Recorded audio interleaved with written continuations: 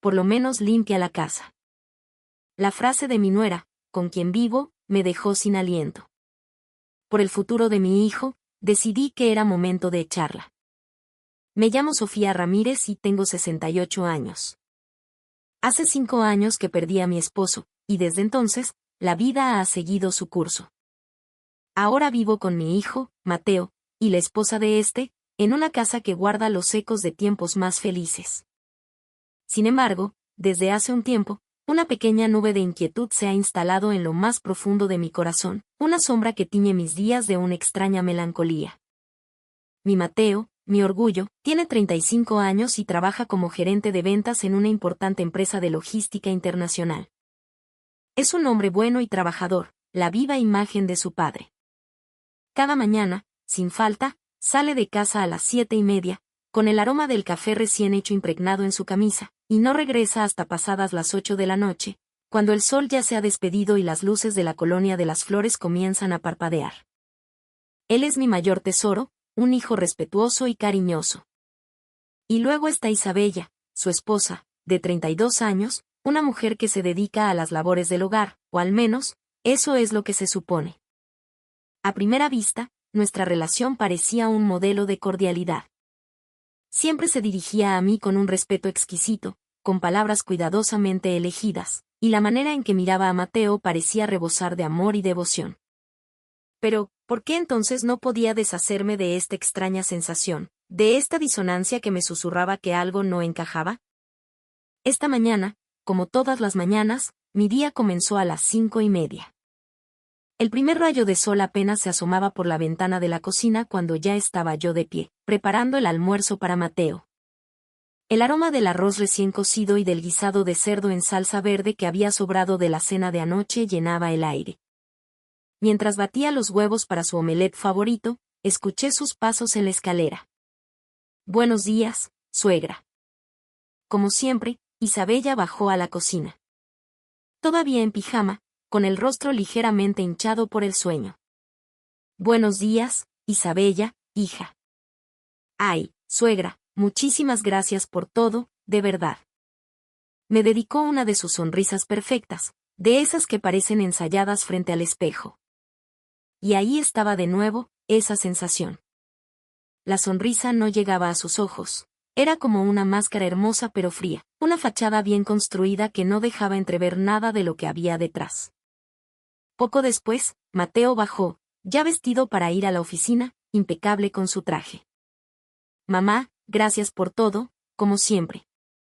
Con la salud delicada de Isa, tu ayuda es una bendición. No te preocupes por nosotros, mamá, tú solo cuida tu salud, ¿de acuerdo?». Mi hijo me lo decía con tanto cariño que me partía el alma. Pero, ¿era realmente cierto que la salud de Isabella era tan frágil? Sabía que iba al médico con frecuencia, pero cada vez que intentaba preguntar con más detalle, ella desviaba la conversación con una vaguedad desconcertante. Isabella intervino, con un tono de falsa reprimenda. «Ay, Mateo. Abusas demasiado de la amabilidad de tu mamá. Ella también me dice que no debo esforzarme tanto». Ante las palabras de su esposo, Isabella adoptó una expresión de mártir. «Es que no me he sentido muy bien últimamente y he tenido que dejarle todo a su mamá, quizás era verdad. Quizás su malestar era genuino. Pero entonces, ¿por qué su maquillaje siempre estaba impecable? ¿Por qué cada día, sin falta, salía de casa con la energía de quien va a una fiesta y no a una consulta médica?» Después de que despidiéramos a Mateo en la puerta, con un beso y la bendición de rigor, Isabella siempre decía lo mismo. «Suegra, ¿le apetece un cafecito?». Pero nunca, ni una sola vez, fue ella quien lo preparó. Era una invitación vacía, un gesto de cortesía que siempre terminaba conmigo sirviéndole una taza mientras ella se sentaba a la mesa a revisar su teléfono. Estaba pensando en hacer albóndigas en chipotle para la cena, a Mateo le encantan. «Qué buena idea, suegra». Pero, la verdad, sigo sin sentirme del todo bien. Hoy también tendré que dejarle la cena a usted. Y así era todos los días. A pesar de ser, supuestamente, ama de casa, su contribución a las tareas del hogar era prácticamente nula. Lavar la ropa, limpiar los pisos, cocinar, todo recaía sobre mis hombros, sobre mi cuerpo de 68 años que ya no tenía la energía de antes. El otro día, me encontré con mi vecina, la señora Elena, en el mercado. ¿Qué tal, Sofía? Siempre tan bien avenida con su nuera, qué envidia me da. Me dijo con una sonrisa cómplice. Le devolví la sonrisa, pero por dentro sentía un nudo en el estómago. Sí, en apariencia, nos llevábamos de maravilla. Pero, ¿podía llamarse a eso una buena relación? Isabella salía todos los días laborables por la tarde. Voy al médico, quedé de verme con una amiga, decía. Sus excusas eran variadas, pero su rutina era inmutable. Siempre regresaba justo antes de que Mateo volviera del trabajo. Y a veces, cuando la cena ya estaba servida y el aroma llenaba la casa, se me acercaba y me susurraba al oído: por favor, dígale a Mateo que la preparé yo. ¿Era esto normal en la relación entre una suegra y una nuera? Había perdido toda perspectiva. Pero luego veía el rostro feliz de mi hijo, la forma en que miraba a su esposa con adoración, y me decía a mí misma que si mi silencio y mi esfuerzo eran el precio de su felicidad, entonces valía la pena pagarlo. Y con ese pensamiento, había aguantado durante todo un año. Sin embargo, a medida que pasaba el tiempo desde que se mudaron con nosotros, la actitud de Isabella comenzó a cambiar, a mostrar fisuras sutiles pero reveladoras. Una tarde, mientras yo pasaba la aspiradora por la sala, ella regresó de una de sus misteriosas salidas. Ya llegué. Qué bueno, hija. ¿Cómo te fue en el médico? Ah, pues normal. Respondió con desdén y se dejó caer en el sofá. Sacó su teléfono y comenzó a deslizar el dedo por la pantalla, ignorándome por completo mientras el ruido de la aspiradora llenaba la habitación. Después de un rato, escuché un murmullo, una frase dicha en un susurro apenas audible, como si hablara para sí misma. Ah, esta casa está llena de polvo. Por lo menos podría limpiar bien. En ese instante, mi mano se detuvo. El motor de la aspiradora se silenció. ¿Qué acababa de decir? Estaba yo, en ese preciso momento, limpiando la casa, y ella me decía que por lo menos podría limpiar. Y lo peor era el tono, ese susurro venenoso, calculado para que apenas pudiera oírlo, para poder negarlo si la confrontaba. Isabella, precisamente estoy limpiando ahora. Ah, sí, es verdad. Disculpe, suegra, es que vengo un poco cansada. Se disculpó con una rapidez que delataba su falsedad, pero sus palabras ya se habían clavado en mi pecho como astillas de hielo, y el frío no se iba. A partir de ese día, incidentes similares se volvieron una constante. Suegra, qué flojera doblar la ropa, ¿lo hace usted, por favor? Oh, estoy muy cansada para hacer la cena, hoy también se lo encargo a usted. Al principio, intenté convencerme de que era por su supuesta mala salud. Pero la duda crecía en mi interior, alimentada por su descaro. Un día, mientras doblaba una montaña de ropa limpia en el cuarto de lavado, la oí susurrar de nuevo, esta vez desde el pasillo. Total, mi suegra no sabe hacer otra cosa más que tareas del hogar. Que por lo menos haga eso bien. Esta vez, la oí con una claridad escalofriante. Sentí como mis manos, que sostenían una de las camisas de Mateo, comenzaban a temblar de pura rabia contenida. Isabella, ¿no podrías ayudarme un poco? Empecé a decir, pero al voltear a verla, su expresión cambió en una fracción de segundo, de la burla a la victimización. Ay, perdóneme, suegra. Es que me siento tan mal, se me salió. Si te sientes tan mal, deberías ir al médico. Ya voy. Pero no mejoro. Una pregunta se formó en mi mente, cada vez más grande y oscura. ¿A dónde iba realmente todos los días? Por la tarde, cuando Mateo regresaba a casa, la transformación de Isabella era asombrosa. Era como ver a una actriz subiendo al escenario. Mi amor, bienvenido. ¿Qué cansado te ves? La cena que preparaste huele deliciosa, mi vida. Eres la mejor. Mamá, deberías aprender a cocinar como Isa. Cada vez que Mateo decía algo así, sentía una punzada de dolor. La comida que él creía preparada por su amada esposa había sido cocinada por mis manos. Como Isa está tan delicada, me alivia mucho que tú estés aquí para apoyarla, mamá. Las dulces palabras de mi hijo ahora pesaban como plomo en mi conciencia. Un día, Mateo me abordó con una expresión seria. Mamá, ¿podrías ser un poco más amable con Isabella? Últimamente me dice que te portas muy fría con ella. Me quedé helada. ¿Fría? Yo. ¿Cuándo me había portado fría? Pero, mijo, yo la trato como siempre. Tal vez, pero ya sabes que Isa es muy sensible. Te agradecería que fueras un poco más considerada con ella. Las palabras de mi hijo me dejaron sin respuesta. Me sentía atrapada en una red de mentiras que no había tejido. Al día siguiente, cuando estábamos solas, Isabella me confrontó. Suegra, ayer habló con Mateo, ¿verdad? Sí, un poco. ¿No le habrá dicho nada malo de mí? No, para nada. Ah, sí. Es que a veces siento que me mira con unos ojos muy críticos. Me quedé perpleja. ¿Ojos críticos? Yo solo sentía confusión y una creciente tristeza. No, hija, para nada es mi intención. No, no me mienta. Yo sé por qué es. Seguramente está molesta porque no la ayudo con la casa, ¿verdad? Su pregunta fue tan directa, tan certera, que me quedé sin palabras. Pero es que de verdad me siento mal. Usted está sana, tiene tiempo de sobra. Somos familia, ¿no? Hay que ayudarnos. Sus palabras me dejaron sin saber qué responder. ¿Cómo podía argumentar contra esa lógica retorcida? Esa noche, de pie sola en la cocina, solté un profundo suspiro. Mientras revolvía la sopa de fideo que burbujeaba en la olla, el torbellino de emociones en mi interior no se calmaba. ¿Estaba exagerando? ¿O realmente Isabella ocultaba algo? Por la felicidad de mi hijo, quizá debería simplemente aguantar. Pero la idea de que esta vida, esta farsa, pudiera continuar para siempre, me llenaba de una angustia insoportable. Suegra, mañana tiene que levantarse temprano otra vez, ¿verdad? Isabella asomó la cabeza por la puerta de la cocina.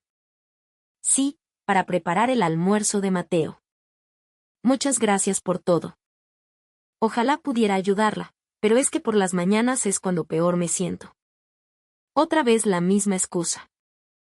Asentí en silencio, pero la duda en mi corazón seguía creciendo, como una mala hierba. Fue una tarde cálida de marzo. Como de costumbre, había salido a hacer las compras y caminaba por la calle peatonal del centro, cerca de la plaza principal. De repente, a través del gran ventanal de una cafetería de moda, reconocí una silueta. Era Isabella. Pero no estaba sola. A su lado, en la mesa, se sentaba un hombre que yo no conocía. Mi corazón dio un vuelco. Isabella me había dicho que iba al hospital. Los dos parecían tener una enorme confianza. Vi claramente cómo el hombre tomaba la mano de Isabella entre las suyas y la acariciaba. No puede ser, me susurré a mí misma. Incapaz de apartar la vista, me escondí detrás de un gran macetón y seguí observando. Conversaban animadamente, riendo, y en un momento dado, el hombre se inclinó y le dio un beso a Isabella. Un beso en los labios. Mi mente se quedó en blanco. ¿Qué significaba esto? Regresé a casa a toda prisa, con las manos temblorosas. Mientras preparaba un té de tila para calmar mis nervios, una terrible sospecha comenzó a tomar forma. ¿Era posible que Isabella? Esa noche, Mateo regresó a la hora de siempre. Ya llegué. Bienvenido, mijo. Qué cansado te ves. Isabella ya se retiró a descansar. Dijo que no se sentía muy bien. La preocupación se dibujó en el rostro de Mateo. ¿En serio?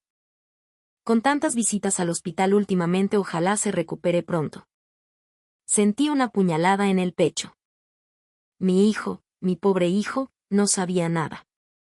Estaba preocupado por una mujer que le estaba engañando descaradamente. Al día siguiente, después de que Isabella se fuera, tomé una decisión. Superando mi miedo, decidí seguirla. Caminó hacia la estación de autobuses, en dirección opuesta al hospital. Tomó una ruta que la llevó al centro de la ciudad y se bajó unas paradas después. Entró en la misma cafetería del día anterior.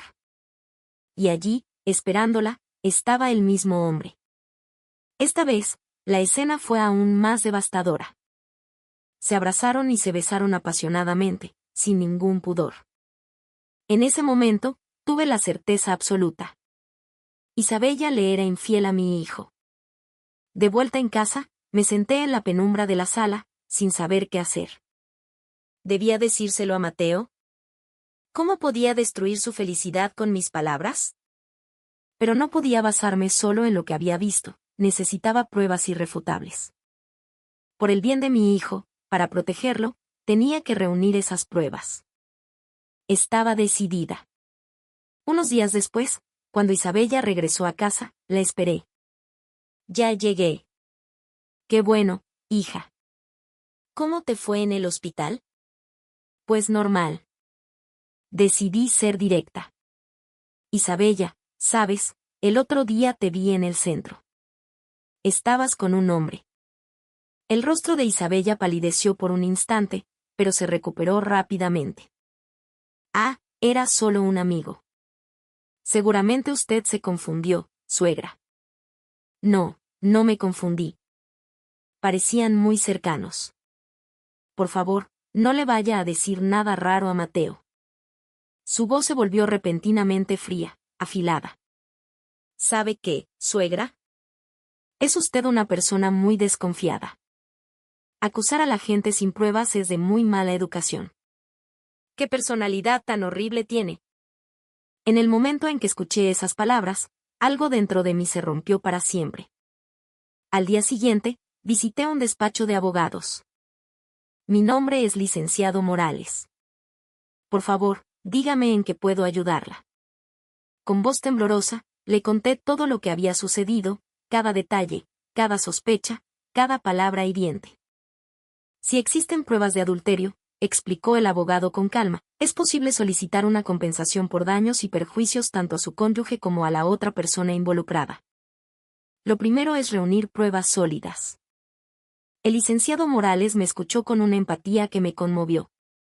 Le voy a recomendar una agencia de detectives de confianza. Días después, un hombre llamado Héctor, el detective, vino a mi casa. Señora, tal como lo solicitó, iniciaremos la investigación. Le aseguro que recopilaremos pruebas legalmente válidas. Durante los siguientes 3 meses, viví con el corazón de piedra.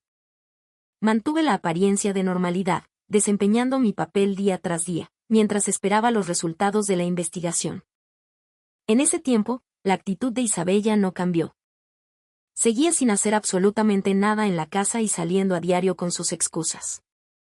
Y finalmente, el día llegó. La investigación ha concluido.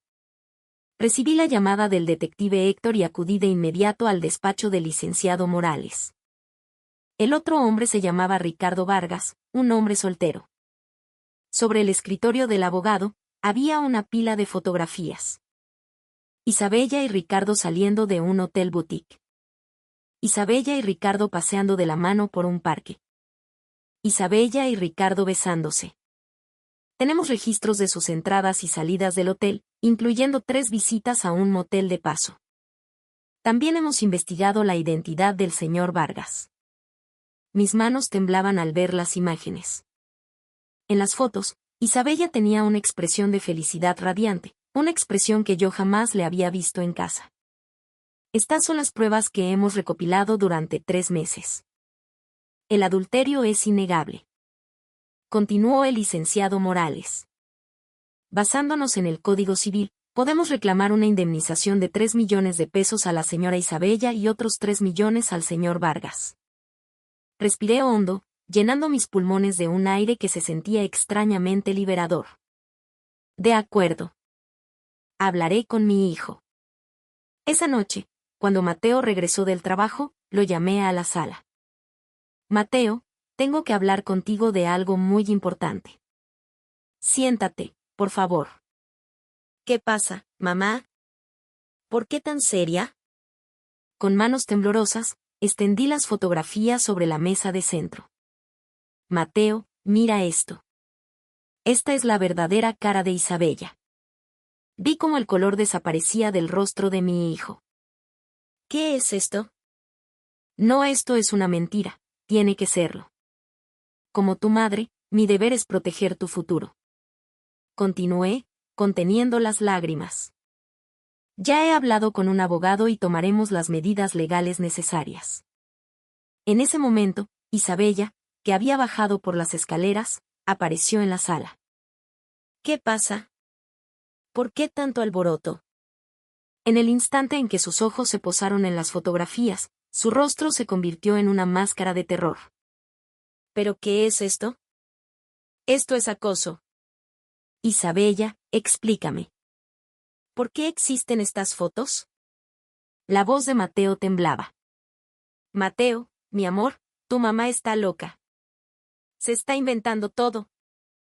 Isabella intentaba defenderse desesperadamente. Jamás pagaré 3 millones de pesos. Yo no he hecho nada malo. Justo en ese momento, sonó el timbre. Era el licenciado Morales, a quien yo había pedido que viniera por si las cosas se complicaban. Señora Isabella, el procedimiento legal ya ha comenzado. Tenemos pruebas más que suficientes. Fue Ricardo quien me sedujo. Yo soy la víctima. También le estamos reclamando la misma cantidad por daños al señor Ricardo Vargas. El rostro de Isabella se tornó lívido. Esta casa desde el principio nunca me sentía a gusto aquí. ¿Entonces todo fue un engaño? Murmuró Mateo, sin fuerzas. Mamá, hasta contrataste un abogado.